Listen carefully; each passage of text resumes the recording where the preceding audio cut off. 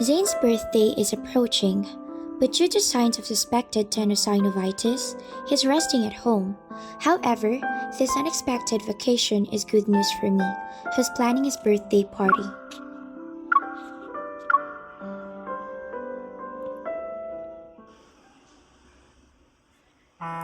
As we're about to leave, messages are sent back and forth in the group chat named Party Planning Pros. My phone is buzzing every second.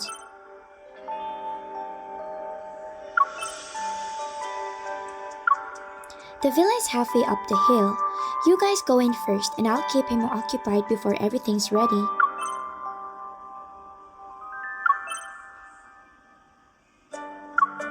My idea for a gift was inspired by a story Zayne shared recently about his childhood. The blessing given to you by the first stranger you meet on your birthday will supposedly come true. This is what Zayne's parents told him when he was a kid. Just as I'm about to type, it should be confidential, my attention is drawn to a sudden noise coming from the bedroom next door. A keyboard? He injured his wrist, yet he's still typing away like that?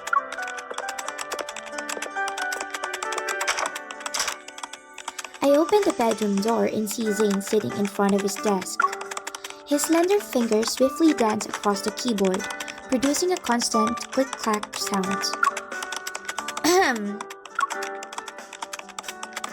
When he looks up and sees me, his body suddenly freezes.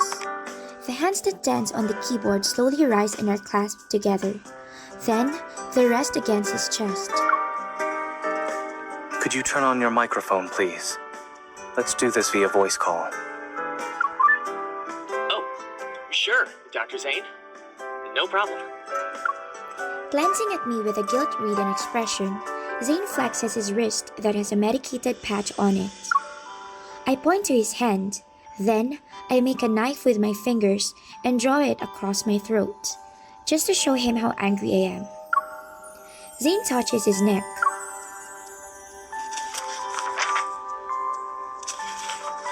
I see where the issue is. Thank you, Dr. Zayne. Send me the revised plan the day after tomorrow. Goodbye.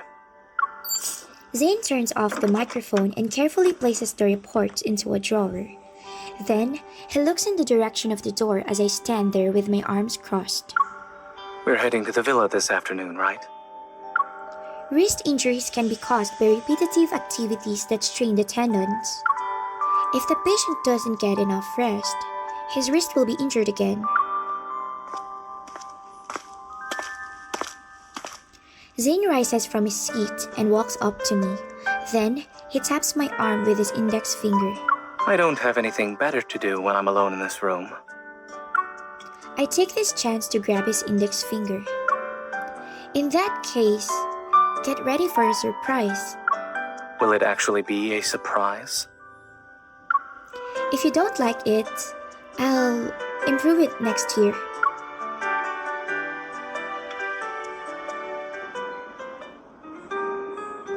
Grayson picks me and Zayne up as planned. Together, we head to the mountain villa that was booked beforehand. As we approach our destination, the sky slowly darkens. Everyone's enjoying some casual chatter inside the car.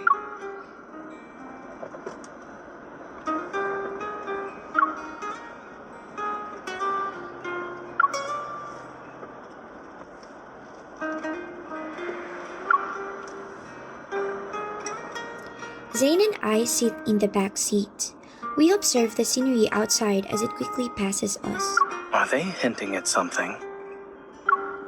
I don't know. I guess it's global warming. Suddenly, a warm palm gently envelopes my hand that's resting on the seat. I glance at Zayne, but is watching the scenery outside the window. It's dim inside the car. Only the occasional street light casts fleeting shadows over our intertwined fingers and the backs of our hands. All right, we're here. You guys go on ahead. I'll park the car. By the way, Dr. Zayne, Dr. Riley asked me to tell you. Grayson turns around and unexpectedly sees Zayne's and my hands in the middle of the back seat. I feel the urge to pull back my hands, but Zayne remains composed. His palm doesn't move. Why did you stop talking? Are you looking at something? It's nothing. But isn't it crazy how hot the weather is this autumn? It feels even stuffier in here. Let's go somewhere else first.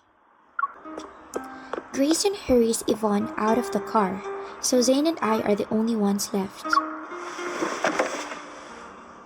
Opening the car door, I realize Zayne still hasn't let go of my hand.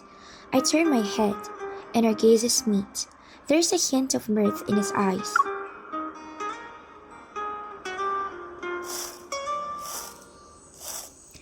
The villa we booked is located halfway up the hill. The others have already left, vanishing in the blink of an eye. Zayne and I park the car. Following the woodland path, we walk side by side. Lights guide us to our destination. This place is so nice. It must be pretty during the day as well. I haven't even asked anything yet. Is someone already spoiling tomorrow's plans? At the end of the path lies a neatly trimmed field that stretches out before the villa. I purposefully slow my steps so that Zayne can open the door. Why aren't you opening the door? I have a feeling the moment I do, a surprise will rush towards me. As Zayne pushes the door open, confetti descends and colorful paper strips fly through the air. Everything is going according to our plan. Happy birthday, Happy Dr. Zayne. birthday, Happy Dr. birthday, Zayne. Dr. Zayne! Surrounding Zayne and me, everyone gathers in the center of the living room. A cake adorned with candles is brought over on a cart. In the midst of bustling commotion, someone places a birthday crown into my hand. I quietly place it on Zayne's head from behind. Thank you, everyone.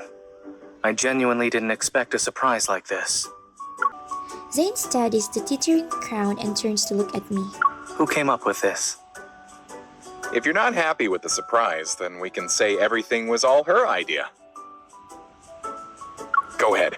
You can blame her if you want. Okay, but we all prepared this cake. Also, Dr. Riley suggested the villa. Grayson was our designated driver. Yvonne took charge of the confetti, and I planned out everything. If we're really going to play the blame game, then none of us can go scot-free. Anyway, sharing is caring, and we have a delicious cake to share. Dr. Zayne, it's time to make a wish. This is the day before his birthday, so it only counts as a teaser. Wishes should be saved for the actual day so they can come true, right? Speaking of wishes coming true, I do have some experience in that. I once made a wish on an ordinary night, and that wish has since been fulfilled. His gaze, gleaming with delight, lingers on my face for a moment before he looks at the cake. Being too greedy might bring about unforeseen consequences. I'll hold on to my wish for now. Accompanied by our cheers, Zayne begins to cut the cake. Everyone else claps and sings happy birthday for him. It's a simple song, but we sing it in a dreadfully disjointed manner. Fortunately, Zayne is an experienced surgeon. He manages to cut the cake perfectly while suppressing the urge to laugh. I've been meaning to ask, Zayne, have you two known each other for a long time? Our families are old acquaintances. We've known each other since we were children, so... I see. I always thought you two became acquainted after you became her primary care physician. Although we knew each other back then, the time we actually spent together during our childhood was very short. He glances at me, the corners of his lips subtly curling up. When we met for the first time as children, she seemed afraid of me. How come? You'll have to ask the person herself. I meet Zayne's gaze. I did? Maybe it's because I rarely heard you talk. I thought you didn't like me. Everyone looks at Zayne, and he pushes up his glasses. And now? Huh? Do you still think I'm the same person I was back then? Is this his revenge? Now, I take another bite of my cake slice, enjoying the icing as it melts in my mouth. It's to be determined. A hand moves down, reaching out to me. The moment our hands touch, he grips mine tightly. I suppose we still need to develop a deeper understanding of each other.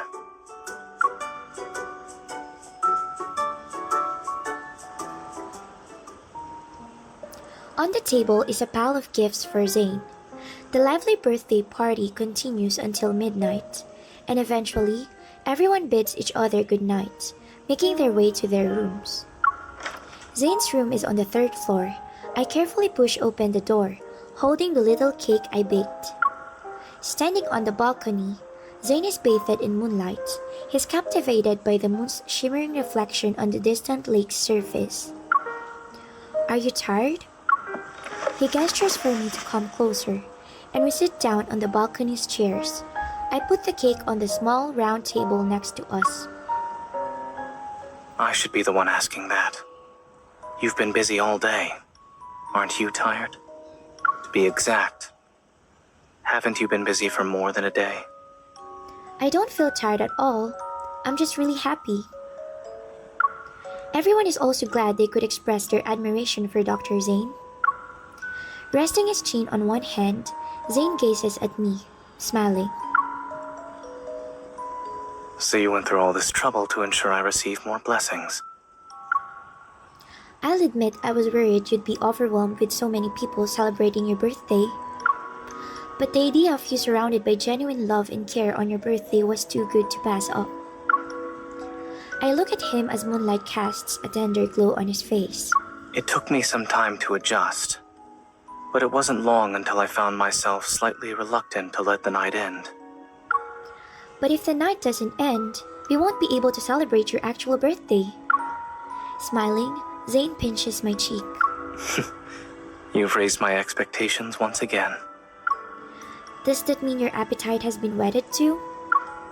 I push the little cake toward him. My appetite is perfect for handling anything from you. I was about to record a video to send to my parents. Could you help me? Make sure to include the cake. Zayne's parents are members of Doctors Worldwide. They're always in the most perilous locations and hardly have time for video calls. He mentioned he'd send a video to them every year on his birthday. It's his way of reassuring his parents that their son is okay. I tap the record button on my phone. Zayne looks at the camera, a slight smile on his lips. Dad, Mom, it's been a while. I'm doing well. This year has been kinder to me than previous ones. It's because I'm not celebrating my birthday alone. Thanks to you and the people around me, I didn't forget that September 5th is my birthday. I wish you all the best. I'll make sure myself and those close to me stay in good health.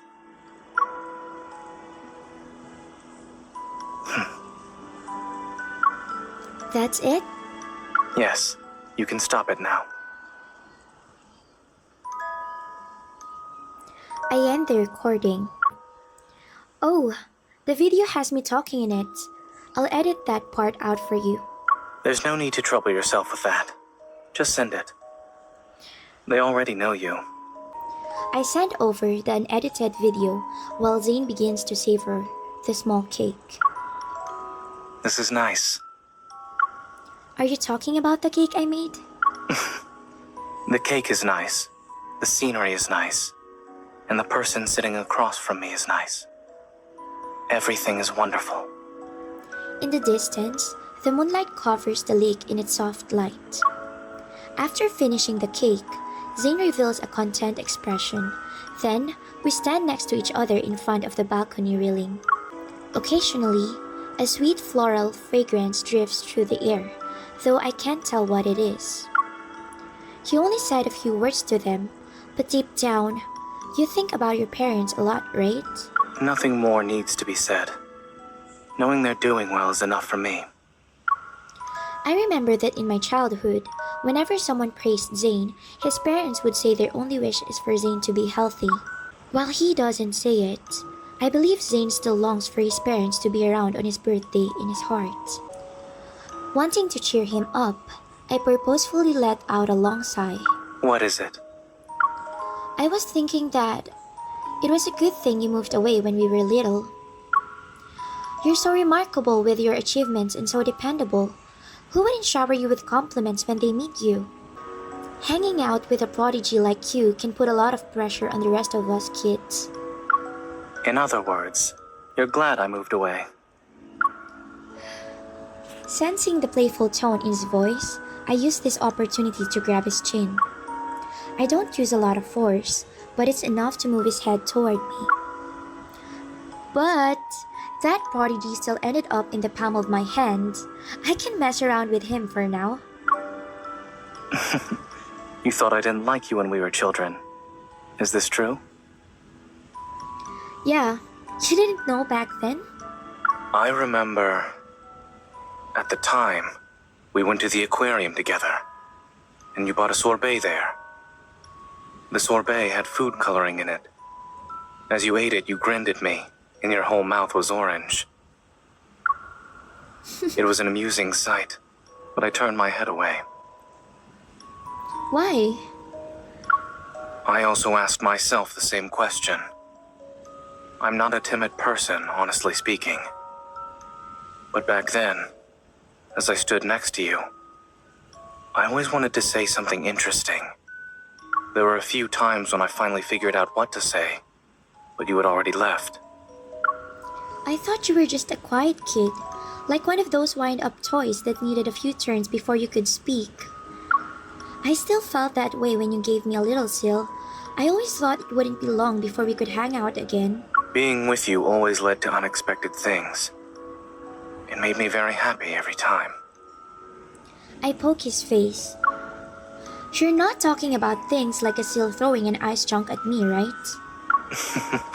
Well, that is certainly one of them. He holds my hand with a gentle grip. If I had known we would be separated for years after that day, I would have made more happy memories with you. Even if it was just going to the aquarium, the amusement park, or anywhere else one more time. He sealed away those unspoken secrets. It's like he placed them in an envelope with no stamps. And that unsent envelope rests in a drawer. It gradually yellowed as time passed. Do you still have those regrets even now? Fortunately, all of them remain in the past. We grew up safely. My heart feels tight and heavy. I hug him, and he freezes for a moment before leaning down to hug me back. But now, I want to express my gratitude for fate.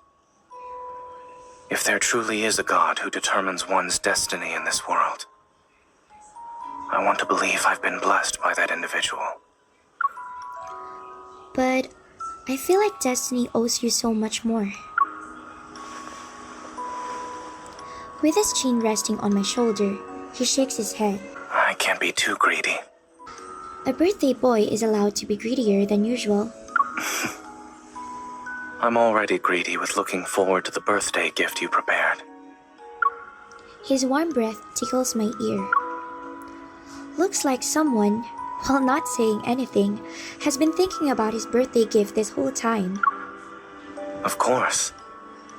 It's only now that I realize my heart desires a lot of things. When that familiar floral fragrance reaches me again, I recognize it. It's the scent of osmanthus flowers.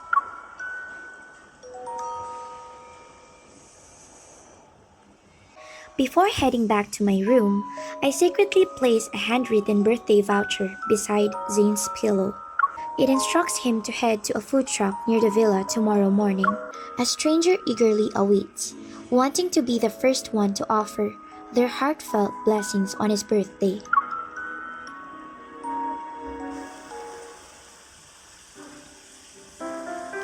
The morning sun rises in autumn, its light filtering through the trees' shadows and bathing the forest in a pure golden hue.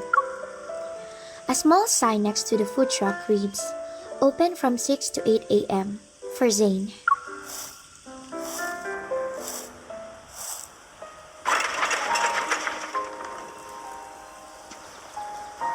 Good morning. You're here I early, happened to sir. wake up early and found a birthday voucher beside my pillow. It said that someone who's celebrating his birthday could claim a gift here. I'd like to see what the stall owner prepared.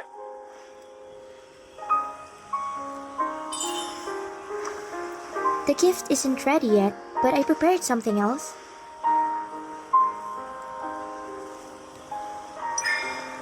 Is this another one of your little tricks? Don't wipe it off. This is an important birthday Your blessing. hand behind your back. Is it holding another important blessing? Are you going to refuse my blessings? I already used my birthday voucher. I'll take whatever you have.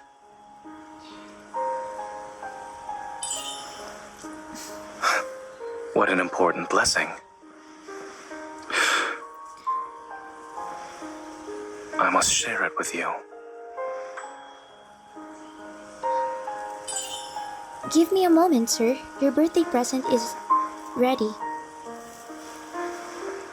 Here's your special birthday cookie. The stall owner put in a lot of effort in making Considering the this. stall owner's exceptional baking skills, is one enough? I haven't added the frosting yet.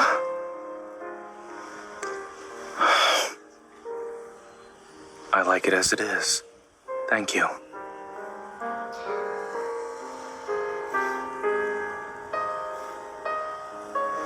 The falling osmanthus flowers are beautiful. Thank you for bringing me out here to relax.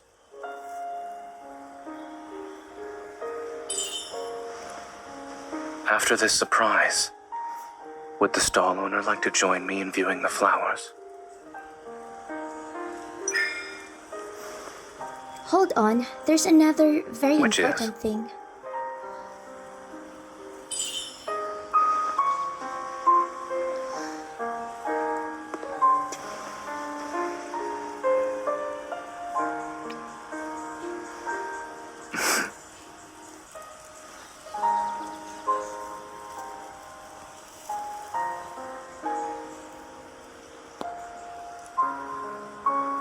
Happy birthday, Mr. Zayne. Falling osmanthus flowers fill parts of the sky. Zayne and I stroll through the woods and admire the beautiful blossoms. Dr. Zayne, would you say your whetted appetite has been satisfied today? With blessings that remain in effect for a year, how could I not be satisfied? Did you actually believe that when you were a kid? I don't remember. After all, the first stranger I met isn't the person who's next to me right now. He turns his head, a gentle smile on his face. But I'll believe it today, and continue to do so in the future. The autumn breeze rustles the trees and showers us with golden osmanthus flowers. But I'm still not satisfied.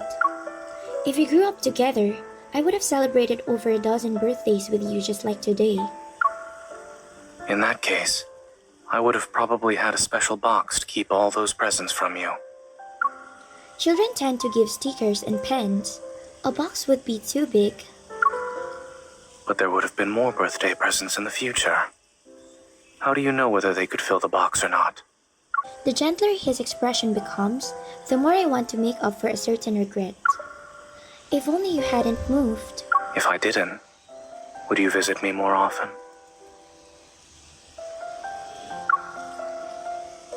I'd knock on your door like always, and then ask if you're home and if you wanted to hang out. Then I would have said there were fireworks at the beach, and asked if you wanted to go. I would have followed you all the way there, holding your sleeve because I'm afraid of getting lost. There would be a wet spot on your clothes because of my sweaty hands. In that case, I would have suggested we hold hands, if you were okay with it.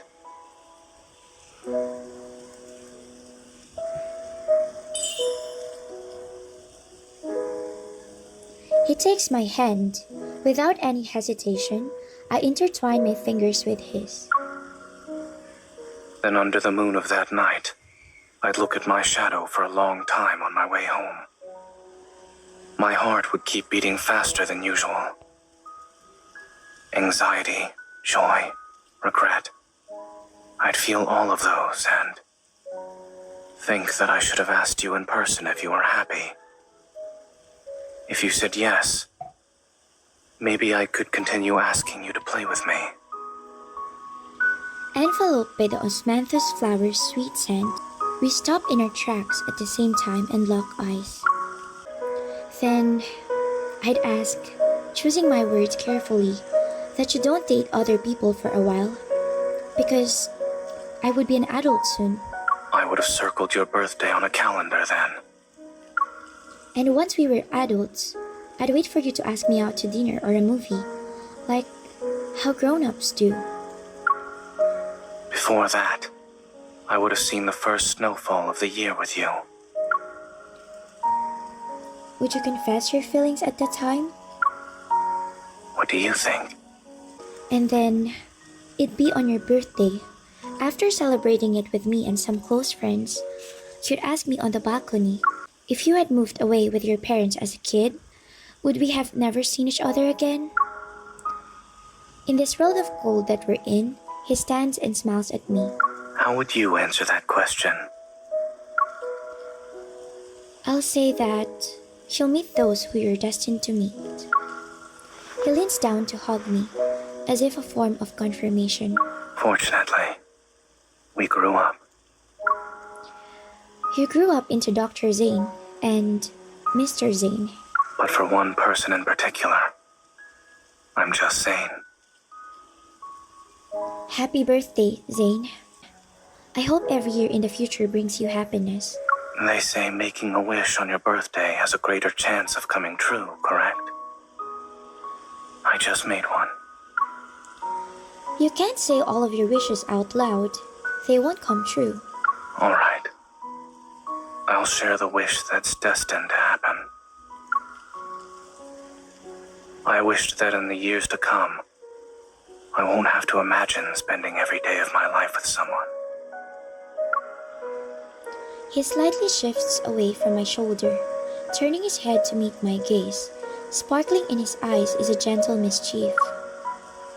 You must be curious. Who could I possibly be referring to?